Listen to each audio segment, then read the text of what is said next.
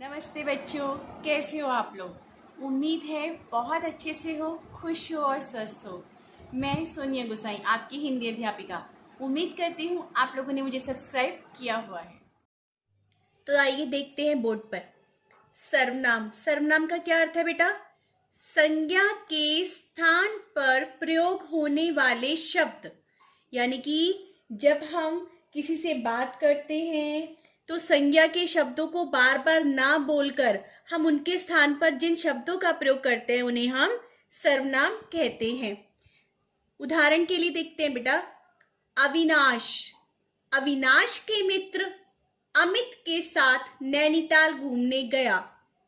नैनीताल में अविनाश और अमित ने नैना देवी के दर्शन किए।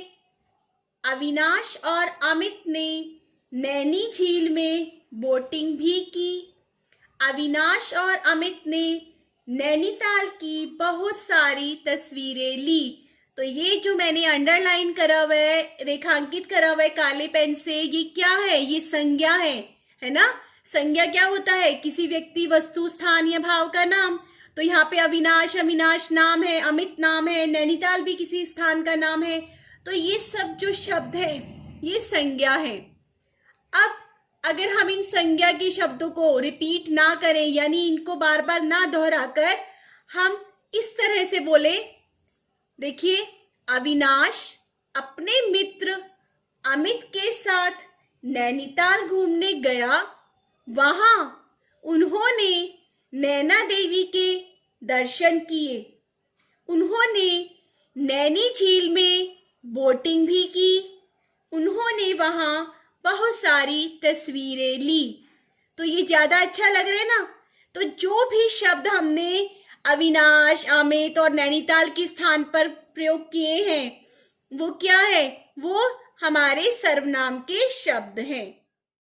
अर्थात जिन शब्दों का प्रयोग संज्ञा के स्थान पर किया जाता है वे सर्वनाम कहलाते हैं। ठीक है बेटा। सर्वनाम के 6 भेद होते हैं। ठीक है बेटा। सर्वनाम के 6 भेद कौन कौन से हैं? पहला देखते हैं, पुरुषवाचक सर्वनाम। दूसरा, निश्चयवाचक सर्वनाम। फिर है अनिश्चयवाचक सर्वनाम, प्रश्नवाचक सर्वनाम, संबंधवाचक सर्वनाम और निजवाचक सर्वनाम। तो सबसे पहले हम यहाँ पे पुरुषवाचक सर्वनाम क्या होते हैं उसके बारे में जानेंगे बेटा।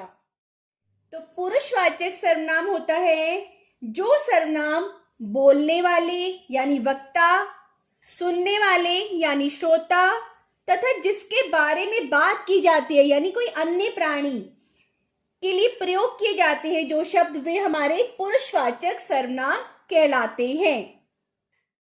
पुरुषवाचक सर्वनाम बेटा 3 प्रकार के होते हैं। कौन कौन से?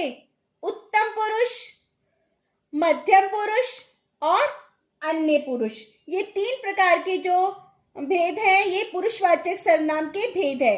अब आप बोलेंगे उत्तम पुरुष क्या होता है और मध्यम पुरुष क्या होता है, अन्य पुरुष क्या होता है। तो आप देखिए, उत्तम पुरुष कौन है? मैं, हम, मुझे, हम क्या है? हम उत्तम है। यानी कि जो वक्ता अपने लिए प्रयोग करता है शब्दों का वो उत्तम पुरुष कहलाते हैं। और जो मैं तुम्हारे लिए प्रयोग करूंगी, जैसे तुम, आप, तुम्हें, ठीक है, सुनने वाले के लिए जो प्रयोग किए जाते हैं वो मध्यम पुरुष होते हैं। और जो किसी अन्य व्यक्ति के लिए प्रयोग किए जाते हैं शब्द वो अन्य पुरुष वाले सर्वनाम कहलाते हैं। जैसे कि वह, वे, उन्हें, उनका, ये कौन से है? अन्य पुरुषवाचक सर्वनाम। तो इसे आप ऐसे भी याद कर सकते हैं बेटा, जैसे इंग्लिश में बोलते हैं ना हम, फर्स्ट पर्सन, सेकंड पर्सन और थर्ड पर्सन। ठीक है। अब जैसे यहाँ पे आप उत्तम पुरुष का उदाहरण देखिए बेटा, ध्यान से सुनना। मैं गाना गाती हूं। मैं जो शब्द है मैं अपने लिए यूज कर रही हूं ना, उत्तम पुरुष। तो मैं शब्द क्या हो गया? उत्तम पुरुष। तुम क्या करते हो? तुम कौन है? सुनने वाला। ठीक है। तो तुम शब्द क्या है? मध्यम पुरुष।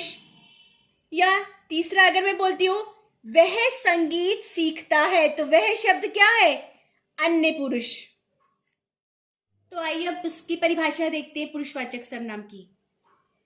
जो सर्वनाम बोलने वाले, सुनने वाले तथा जिसके बारे में कुछ कहा जाए यानी अन्य पुरुष के लिए प्रयोग किए जाते हैं वे पुरुषवाचक सर्वनाम कहलाते हैं। जैसे कि मैं, तुम और वह। मैं कौन? जो मैं बोल रही हूं। तुम कौन? श्रोता जो सुन रहे हैं। वह कौन? किसी अन्य व्यक्ति के बारे में जब हम बात करेंगे तो वो जो शब्द होंगे वो कौन से होंगे? पुरुषवाचक सर्वनाम। निश्चयवाचक सर्वनाम। अब निश्चयवाचक सर्वनाम होता है कौन सा? किसी निश्चित व्यक्ति, वस्तु, प्राणी या घटना की ओर संकेत करने वाले सर्वनाम निश्चयवाचक सर्वनाम कहलाते हैं। यानी निश्चित व्यक्ति, निश्चित वस्तु या निश्चित प्राणी की ओर, घटना की ओर जब हम संकेत करते हैं, माने इशारा करके हम बताते हैं, तो वो निश्चयवाचक सर्वनाम कहलाते हैं। जैसे उदाहरण देखो बेटा, यह मेरा घर है। मैं अपने घर की ओर इशारा कर रही हूं तो निश्चित ही ये मेरा घर है।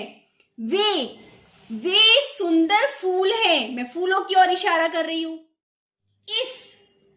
इस दूषित जल को मत पियो। मैं जल की ओर इशारा कर रही हूं। इस दूषित जल को मत पियो। उस व्यक्ति को मैं जानती हूं जो खड़ा है। ये पुस्तकें मेरी है। मैं इशारा करके बता रही हूं। यानी जिस तरफ भी हम इशारा करते हैं, निश्चित रूप से पक्की बात होती है वो हमारी, तो उसे हम निश्चयवाचक सर्वनाम कहते हैं। अगला देखते हैं बेटा, अनिश्चयवाचक सर्वनाम। अनिश्चय, देखो नाम से ही पता चल रहा है जहां पे निश्चितता नहीं है, जो कोई अनिश्चित चीज है। जैसे जिन सर्वनाम शब्दों से किसी निश्चित व्यक्ति अथवा वस्तु का बोध ना हो उन्हें अनिश्चयवाचक सर्वनाम कहते हैं। जैसे कि कुछ, कोई आदि।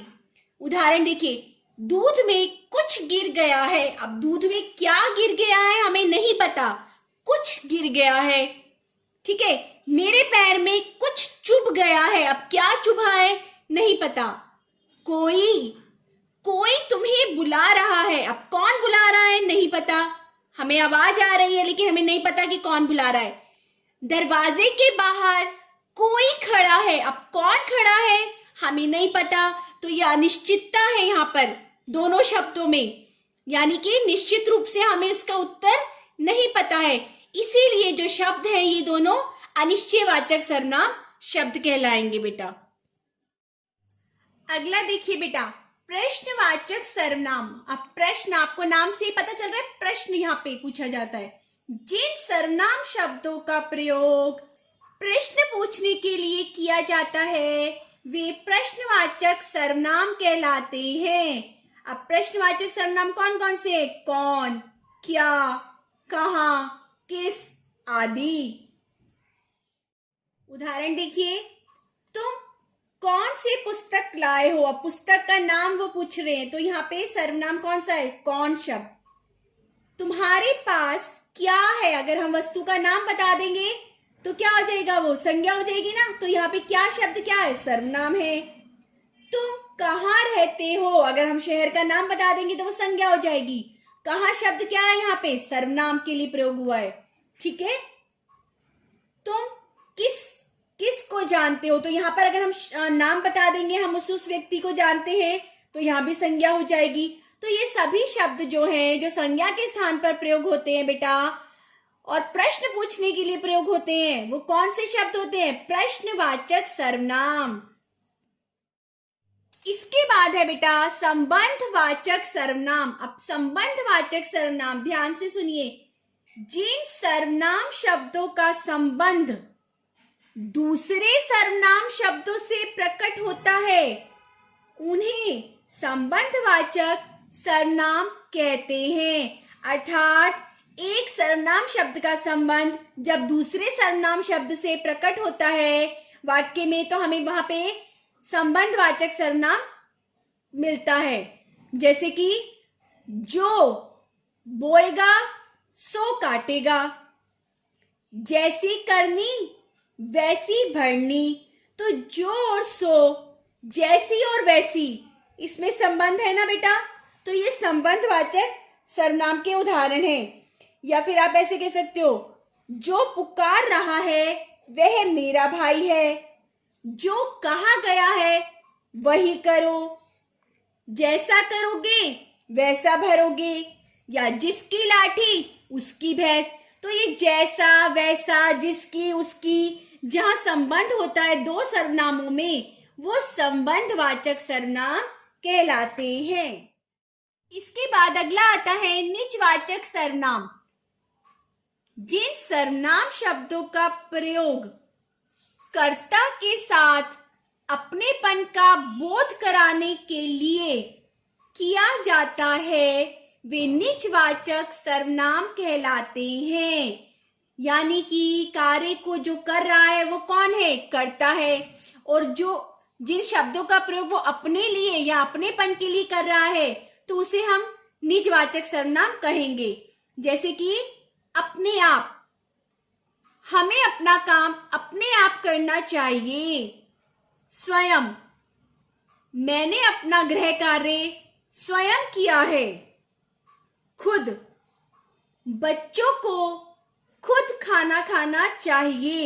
ये सभी शब्द क्या है? निजवाचक, यानी अपने लिए जो हम प्रयोग करेंगे वो निजवाचक सर्वनाम होंगे। तो आइए अभ्यास कार्य करते हैं बेटा। नीचे कुछ सर्वनाम दिए गए हैं, उनके सामने लिखे भेदों से उनका सही मिलान कीजिए। यानी ये जो शब्द है बेटा, ये सर्वनाम के शब्द हैं और यहाँ पर उनके भेदों के नाम लिखे हुए हैं, लेकिन आपको सही शब्द के सामने सही भेद होना चाहिए, इसीलिए उसका मिलान करना है। तो यहाँ पे हम नंबरिंग लिख देंगे बेटा, आप अपनी पुस्तक पे मिलान कर लीजिएगा। पहला शब्द है वे। वे क्या है? किसी निश्चित व्यक्ति या वस्तु के बारे में हम बात कर रहे हैं, तो निश्चयवाचक। यहाँ पर हम क्या नंबर डाल रहे हैं? 1।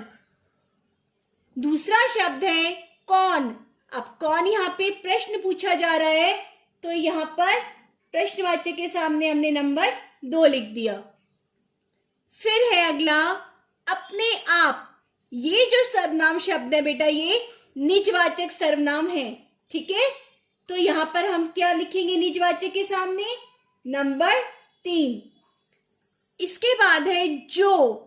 अब जो शब्द जो होता है, मैंने आपको बताया था, जो, वो, जैसा, वैसा, ये जो शब्द होते हैं ये संबंधवाचक सर्वनाम के उदाहरण हैं। इसके बाद है तुम। अब तुम कौन है?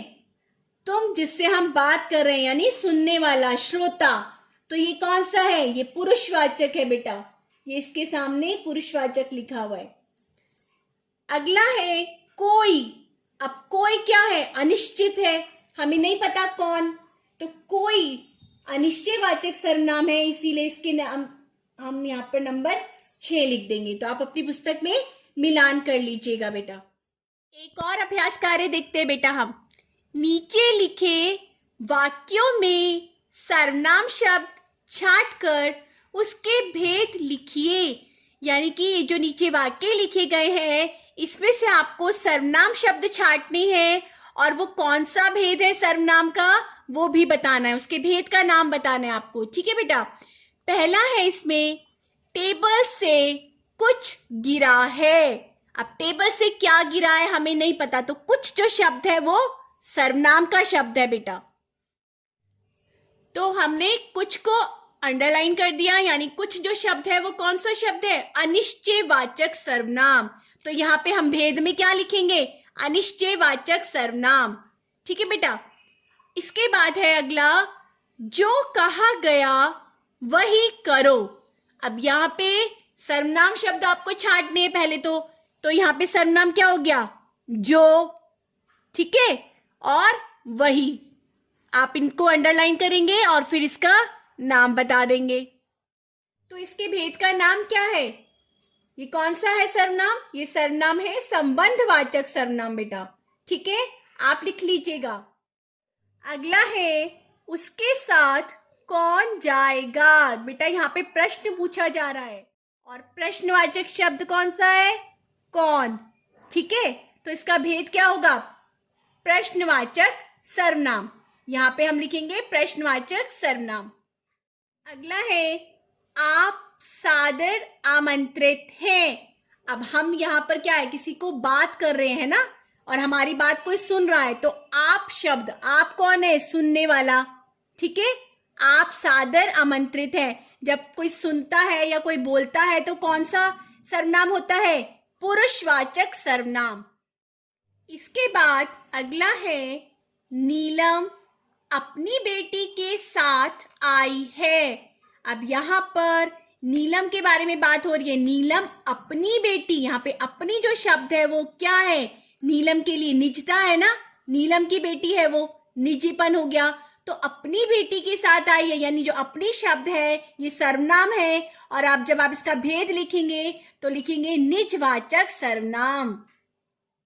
इसके बाद हम प्रश्नोत्तर देखते हैं। बेटा आपको कॉपी में प्रश्नोत्तर भी करने हैं। 2 प्रश्नोत्तर मैंने आपको वेबएक्स में करवा दिए हैं, 2 यहाँ पर अब मैं करवा रही हूँ, आपको ये भी अपनी कॉपीज में करने हैं बेटा। निजवाचक सर्वनाम की परिभाषा उदाहरण सहित लिखिए। आपको निजवाचक सर्वनाम की परिभाषा उदाहरण के साथ लिखनी है बेटा कॉपी में। और एक और प्रश्न है हमारा, निश्चयवाचक सर्वनाम किसे कहते हैं? उदाहरण सहित लिखिए। ये भी आप उदाहरण के साथ लिखेंगे, निश्चयवाचक सर्वनाम। ठीक है बेटा, ये आपका गृह कार्य समझ लीजिए, या आपको स्वयं से लिखना है पुस्तक में पढ़कर। ठीक है, अभी मैंने समझा भी दिया है आपको, वेबएक्स में भी हमने समझा था, वीडियो में भी आप समझ चुके हैं काफी कुछ।